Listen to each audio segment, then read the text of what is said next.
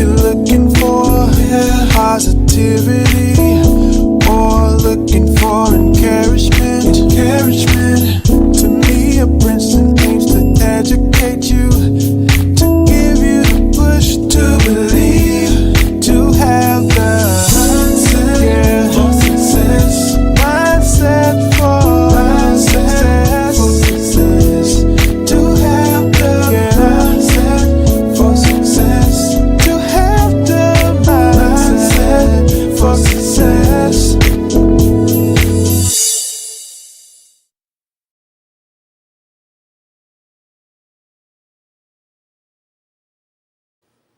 Yeah.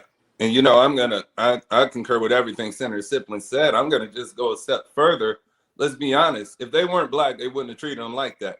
If they didn't have the melanin in their skin that made them darker, they wouldn't have treated them like that. It's like let's call it out. You know, I know we want to stay away from the isms and keep the policy in hand, but we know it was racial. We know it was, discriminatory. They were treating them like slaves, like chattel slavery, literally in existence in 2021 during a pandemic, taking it out on them.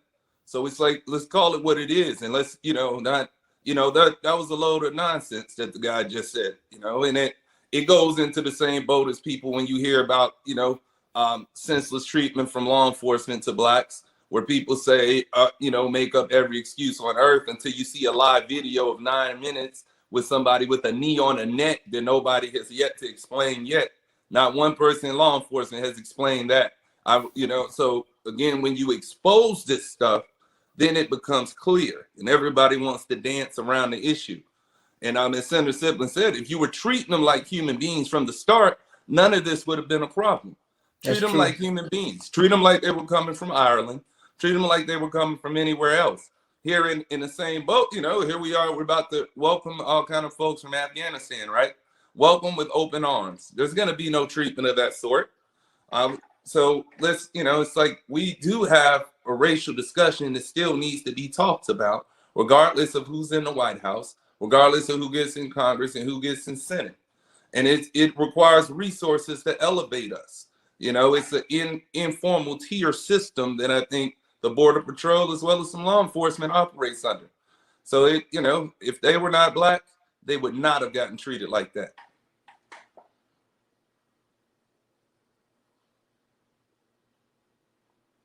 And take a small break, because on the other side, the second segment, I want to get into the perception and why certain cultures are being treated certain ways. So I'm going to go ahead. We're going to take a quick break, just 30 seconds, and we'll be right back.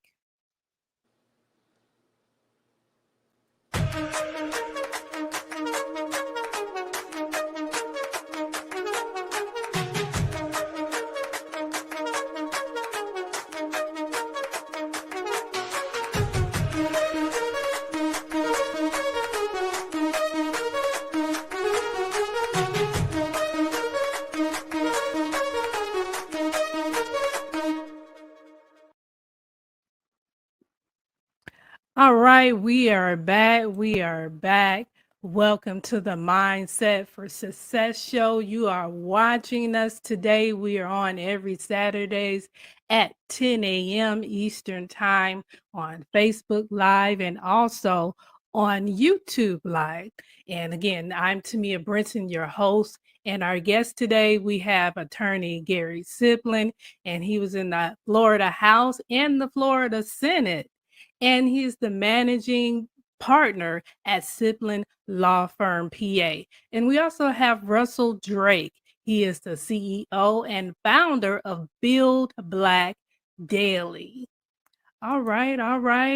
Let me go ahead and talk about our next segment. We're going to talk about the perception, because we discussed this on the show last week, and I just feel that it's just something about the correlation in the atmosphere and the mindset of our country inside the U.S., how we treat minorities here in our own country, how we're being treated. And that has something to do, this is just my theory, okay, Temia Brinson. So I think that has something to do with how they view, or our policies, how it's view minorities that come into this or try to come into this country, because other cultures are being handled differently. And they get plenty of sponsorships, and they know how to come in and get visas or what have you, or apply for asylum, whatever the case may be. They have all the support that they need.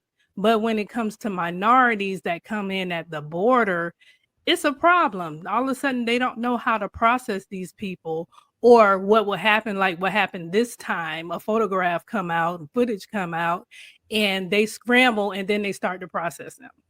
So, Attorney Senator, can you speak about that? What kind of what can we do? What kind of changes can we make to turn that around that perception? Well, it has to start from the top. It has to start from Biden to make sure he talks to Mayorkas and the Secretary of State and give them a policy about treating the Haitian immigrants fairly, like they treat everybody else. I know when I was practicing immigration law 10 years ago, when some of the seniors who speak Creole, went to get their test to become a citizen, some questions they didn't know how to answer, and then there would be no compassion with these seniors. And they're over 65 years of age. They've been in this country for years, and yet because of some dialect, some confusion in terms of the word, they wouldn't be able to pass the test to get their citizenships. So I think there need to be some type of policy sent down from the top, the Secretary of Immigration, to make sure that they are compassionate when they deal with these Haitian immigrants, especially senior citizen immigrants who are trying to get past that 100-question test to get their citizenship. So I think that's one way. And of course, we just need to have a defined policy that prohibits that kind of treatment. You got to treat everybody that comes in this country under the same laws and under the same policies. Right. And make sure that is enforced, not only from the president's standpoint, but also the managers and people that are in local offices that they come in contact with every day. We went out to immigration on Thursday morning. They did have immigration workers out there helping the people get in line and get organized and telling them what they do and answering questions, because Victoria got the car and talked to one of the officers. So they were very courteous. Okay. So it's right. We got to make sure that Biden says that this is how he wants it done. The Secretary of State has to say that. And of course, Mayorkas has to say it. And then the people locally have to make sure that they enforce it. Okay, wonderful. Now, Russell, what do you think? Is there anything, what type of changes how can we turn around this perception problem? I think it's all in the policy and the perspective, right? You look at something, right? When you had these Asian hate crimes happening, and our U.S. Congress gathers and they put out an Asian hate crime bill, right? Mm-hmm. It's the perspective that we care, and this is unacceptable. And there should be consideration to have a similar bill for Haitian Americans. There should be one to have one for Haitian migrants. When you see these injustices, put some policy and teeth to it to make it known that we got a real issue with this. And, if Dr. King said injustice anywhere is an injustice everywhere, let's act like it. Let's really act like it. And don't be so, it's like we're reactive. These pictures get out and everybody's reactive on it. But it's like, take the proactive approach. We got real problems that have stemmed here. And, it's like it's like we take about 3 steps forward in minority causes and then about 7 steps backwards. And we may even need to see the minority part encompasses a whole group. So, a large, grandiose group. And we may just need to, let's just stick it to Black, stick it to Haitian American, stick it to Jamaican, stick it to those groups that we find are the most oppressed. I mean, we can't forget here, Haiti, the first Black independent nation, was oppressed by the whole world historically after they established their freedom. Was oppressed, was fined, had persons, prevent trading with them, and paid out to France for over 2 centuries. Mm-hmm. So, we have these historic problems that we've seen with oppressing Blacks, and we got to take some opportunity to enlighten people about them and move steps forward. You know, I know some will say, well, you know, there needs to be reparations, and there do. The reparations come though in policy first, and making it known that we got an issue, and then the economics flow with the policy. But if you don't make it known, then, you know, there's some people sitting back again right now. We're about to be in mid-October, come Halloween. How many people are even still going to be thinking about this when Senator Siplin and Commissioner Siplin and Neon and others are working hard to try to get our Haitian brothers and sisters citizenship? How many are even going to still see this? How many are seeing this in the news cycle? That's why we need good media outlets like yourself and others to keep pushing this forward. You know, we do have an issue. We've consistently had an issue in America, and it's like we're consistently inconsistent. So let's get some consistency and put some policy and teeth to it. Right, right. And I want to talk to you, Senator, about the actual policy, because mind you now, I admit I am not the most knowledgeable person on immigration policy. So I'm going to lean to you for my knowledge. I've seen reports. First of all, I've seen conflicting reports, like you stated in the beginning, that that crowd, that 15,000, were deported without giving the opportunity to apply for an asylum. Then I heard other reports where I read other news articles. I think it was the New York Times. Don't quote me on that, but I read where some were given opportunity. For example, single adults were returned. They were deported and returned. But unaccompanied children and families, they were allowed to stay, apply for asylum, and stay, you know, and to return later for their court order. So can you educate us? Because I'm having a problem with the difference of who gets to apply and who don't. Because I'm looking at the Haitians in particular, because they just went through a devastating earthquake. You know, they're getting aid and relief, but it's still bad. The conditions are really bad. And not only that, just their president just got assassinated. All right. So educate me, because I don't understand what is the difference. Like, what's the rules on who gets to apply and who doesn't? Well, that's a good question. And as I said early on, the Border Patrol said that none of the immigrants were assessed under the bridge. They were all sent to ICE. And of course, it all depends on what you say when they ask you certain questions, and then you give your name and information. And as you well can imagine, that ICE does have a computer there, and we don't know.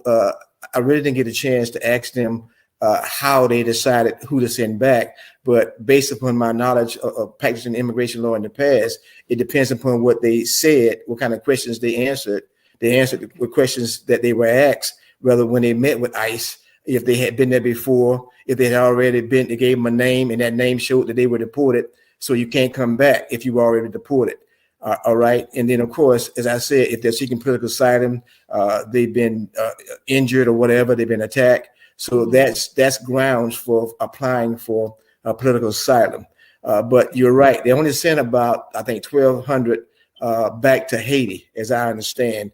And the rest was allowed to go to their different cities around the country to meet with family members and to report to ICE immigration, as they did with the families that we had come to Florida, Orlando on Thursday. So I think it all depends upon what the type of answers they provided ICE when they were interrogated, when they were questioned or interviewed, as they say, with ICE. And of course, if they answered the wrong way, then they gave them a ticket back to Haiti.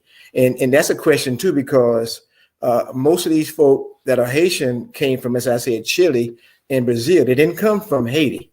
Okay, right. So you know, when they identified as being Haitian of descent, then of course they sent them back to Haiti, and they didn't send them back to Brazil or Chile, if that's where they came from. Wow. Over those last 9 months when they matriculated from Chile and Brazil to America. So I think what we need to do is develop a policy, immigration policy, just like President Clinton did with HRIFA for those Haitians that had been in America and applied for political asylum and hadn't gotten it yet.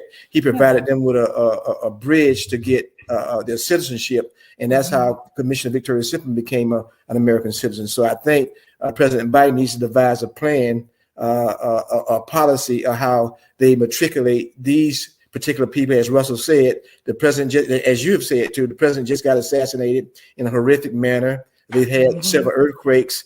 The country is under economic distress. So quite naturally, people want to leave there, and they have reasons to leave there to seek a better life. As we welcome everybody from, like I said, there was 92 different nationalities that have come through the border over the last 9 months. So it's not just Haitian Americans, it's people from all over the world trying to get into America. So there needs to be a policy devised to make the record straight. Right. Yeah, I was wondering about that because I saw the conflicting reports. I'm like, wait a minute, why are some allowed to apply and some aren't? Like, that's crazy.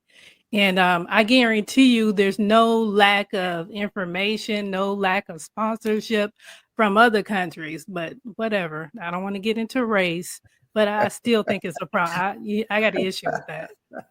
Well, I got to say that we have been talking to immigration, and we have talked to the lawyers to make sure that these people can get a work permit, so they can be, they can take care of themselves as opposed to being on welfare or getting public assistance, which may cause a drain upon our economy. So we're working on that and working on getting them a work permit and working on them getting a hearing so they can decide whether or not they can be sent back to their country.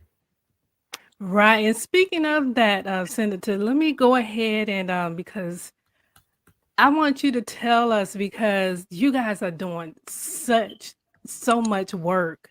Can you tell us about, I saw that you guys sent relief to Haiti. Can you tell us a little more about that? Yes, Commissioner Siplin, has some constituents who have an airplane, a Junebug Foundation, and he does a lot of charitable work. He did a lot of work to Bahamas when, of course, the hurricane went there a couple of years ago. So she asked him, because of the earthquake, could he take some supplies over to Haiti? And of course, he agreed to do that. And what we did was got some supplies from doctors from Orlando Health, donated some supplies, and try to get supplies that dealt with their health, treatment and hospitals and things like that. Not so much of food and clothes, but the things that Commissioner Siplin and I sent to Haiti a couple of weeks ago dealt with medical supplies, alcohol, sanitizers, pain pills, things like that, that was donated from the Orange County government as well as Orlando Health. So that's the kind of thing that we've done. We have a lot of people calling about clothes and things like that, but we're not looking at clothes right now. We want to make sure they got medical treatment, and then of course we'll deal with the food issue, and then we'll deal with the clothes eventually. But that was the first trip that we had go over, and we're working on right now making sure that we can do another trip with additional medical supplies to Haiti.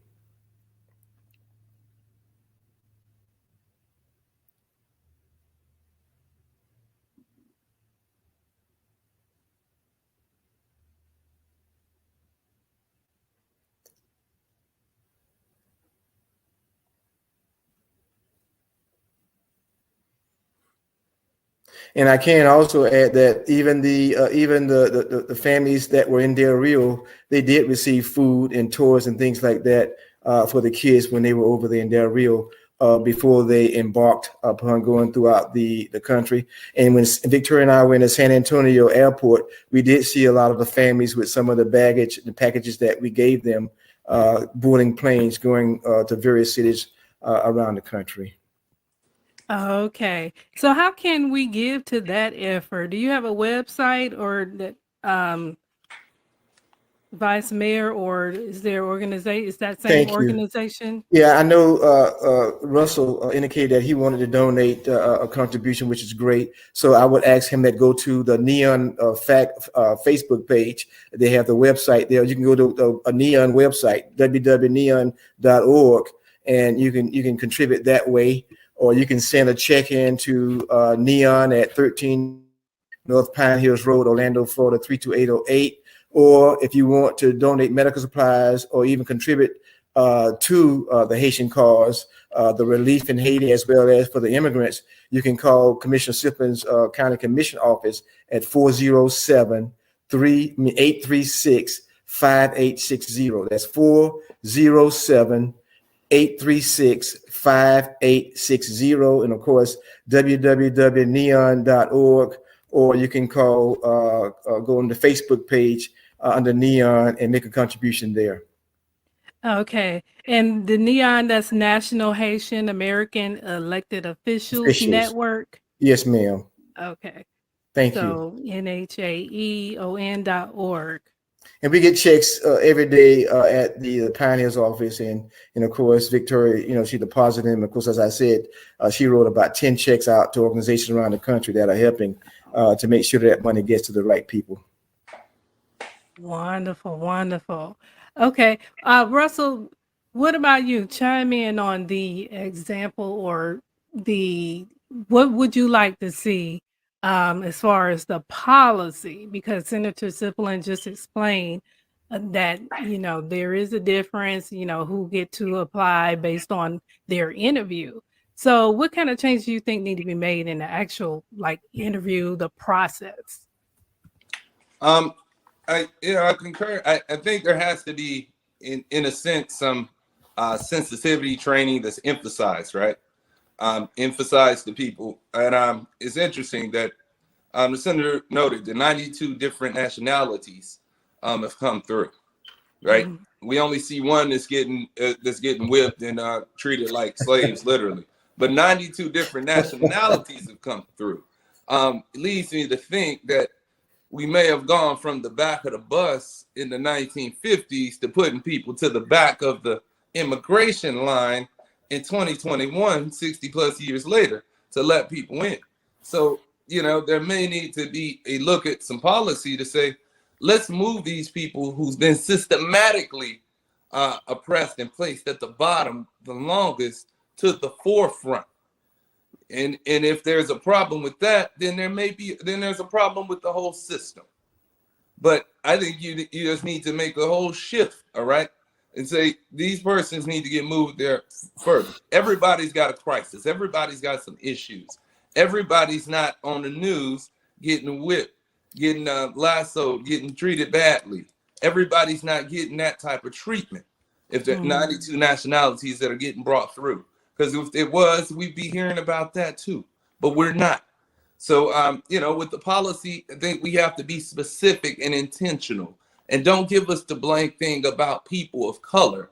And Senator Siplin know this, that, 70 years ago, people of color, colored people and people of color are not the same, all right? When the water fountain said colored only, it wasn't talking about people of color, all right? When it said colored only, it was talking about people without melanin complexion. Yes. It wasn't talking about persons from everywhere else. So keep the main thing the main thing. Yeah. Let's say Black, let's say Haitian, let's put that into the policy. Don't blanket us and say people of color. We're woke to that and we're tired of that. Well, Temia, I can add too that, just like President Clinton realized there was a problem with the Haitians who had been trying to get particularly through society when he was a president. So he devised and Congress passed a bill called HARIFA, Haitian American Relief Act. All right. So because of what the experience they've had, and Russell's been talking about, and of course, since we have a Democratic president, a Democratic Congress, maybe they can devise a bill that will accommodate, as Russell has said, preferential treatment. Or just a preference to the Haitians who have been mistreated and come from a country that has experienced so much damage, so much harm, and the assassination of their president. So that's a consideration for a similar bill like HARIFA that President Clinton did that might be able to be considered and passed today. Yeah. All right. Well, we getting some good stuff here today, some solutions. Thank you, Lord. So I hope somebody is from the administration is going to be listening to this or watching. Actually, I'm going to send it to a couple people. Okay. That's what I do. But anyways, so these solutions can make its way to the administration. So it will be in a couple offices inbox. And also Let me go ahead and repeat that, the Haitian American Relief Act. So I'm going to Carissa. emphasize that he revived that. I'm going to emphasize that because, again, I'm going to send this to a couple of people. So let's wrap this up. I thank you guys for showing up again, Senator Siplin and Russell Drake. And let's just take a moment because I know both of you are in the community and you are busy. And I'm so proud of you guys. I look up to you and I really support you because I know God has his hands on you because you are doing it, you know? So Russell, let's just start with you. Any projects or any announcements you want to do at this time? Go ahead. Let me say Black media rocks and give another shout out to the Mindset for Success that Temia Brinson has, and understanding that these topics need to be pushed to the forefront. Build Black Daily. I think you know my initiative started as supporting Black businesses every day for a consistent year, every day a different business. And now it's morphed into an empowerment agency to push people up, communities up economically, socially, educationally, and civically. And keeping economics at the forefront, but talking about civic issues like this one right here as well. And it's like putting economics towards it. That's why I'm saying we are contributing $400 to Neon, and may be able to contribute more to different efforts. What we have coming up is we are gonna keep back up on doing highlights on Black-owned businesses in the community. We actually were just the two Haitian American-owned businesses, Justin's Caribbean Fusion Restaurant, as well as Painting with a Twist. Both good owned Black restaurants by Haitian Americans. But keeping the Black again, pushing up, and I want people to ask themselves: are we building Black daily? Are we doing that in our performance, performing with excellence every day? Are we raising our children? Are we taking care of our elders? Are we mentoring? Are we imparting knowledge? Are we supporting Black businesses and intentional about it? Because we know these businesses are quality businesses, and we believe in sowing Black dollars into the Black community to make sure we go around. Everybody has the ability to build Black daily. I give so much respect and credence to Senator Siplin. What I'm pushing right now would not be possible without his leadership and mentorship over the years. Thank you. Wonderful. All right. Senator Siplin, I know you gave us a whole lot before, but just quickly, any projects you're working on or anything you want to announce? Well, I appreciate what Russell Drake is doing. I commend him, and I think he is advancing the right policy for Black America. But Victoria and I, we're just working on making sure that the Haitian immigrants that have been entered, given a mission through Del Rio, are matriculated into society, and all their rights are protected, and the kids do get into schools and make sure that they matriculate in society so they can be tax-paying citizens as opposed to a burden on our society. All right. Wonderful. Wonderful. So you guys, we're going to wrap it up. Again, thank you for coming on the show.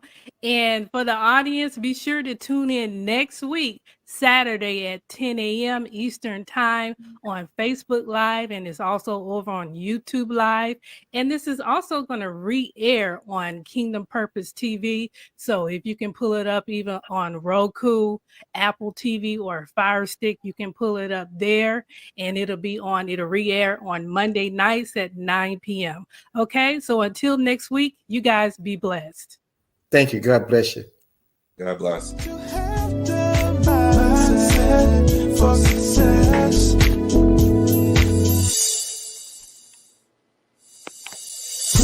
If you're looking for positivity,